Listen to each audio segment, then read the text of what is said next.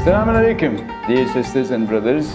Welcome again to the Point of Shams. In the Point of Shams, we're discussing, trying to interpret the great work, the first 18 verses of Mawlana Jalaluddin Rumi's Mathnavi. Mathnavi, a masterpiece, a magnum opus of all Sufi literature, if you ask me. Yes. Now, the 13th verse, what does he say?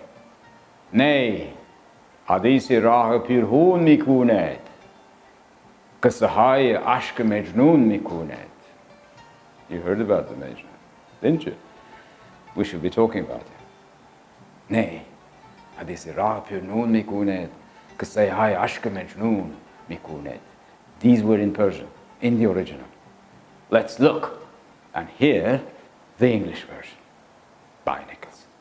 The reed, we're often talking about the reed, the nay. The reed tells us of the way full of blood. We came to blood. The very interesting metaphor of blood. And recounts stories of the passion of Majnun. Passion of what? Passion of lust? No. Passion of love. Love for Allah. Love for Allah. In all respects, in all features, in all dimensions. Let's look at the verse more closely. In 14, pardon, burada bir yanlış yaptım, orayı kesersiniz. Ondan sonra. In 4 minutes, or at least in 8 minutes, it is not all that possible to shorten the interpretation of a verse. Nevertheless, we'll try. Here, Mawlana Jalaluddin Rumi talking about blood and tears. We believe that Sufis usually cry with the love of Allah, shed their blood even for the love of Allah. Shedding blood for your beloved one is important in the literature. So here, Nay is talking, underlining this important period in our lives. Who would give his or her life for the beloved one? It's a great sacrifice, isn't it? Now, when we talk about sacrifices, this brings us to the stories of great love stories in Oriental literature, in Persian literature, in Turkish literature. We know Fuzuli's great work about Layla and Majnun, and how Majnun, the great Qais, didn't see anything in his lives, but wandered around crying for Layla. Layla, Layla. From Layla, Layla, he found La ilaha illallah, Mawla, Mawla. This is the story of a great love affair which starts from this earth, from earthly elements, and elevates you to the love of Allah. That is Sufism. That is the path of Mawlana Jalaluddin Rumi.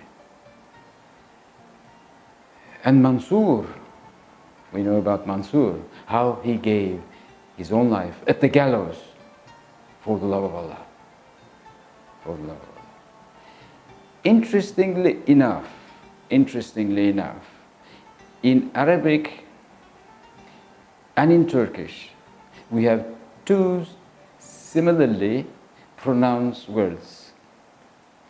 These are shahada, shahid olmak, shahid olmak. On the one hand, shahid olmak, shahada, means eyewitness. On the other hand, it means that you die. Mawlana Jalaluddin Rumi is translating Allah's terminology in a sense. If you want to see me, you must relinquish from your earthly dimensions. This is Allah talking. Says, now, would you like to see me?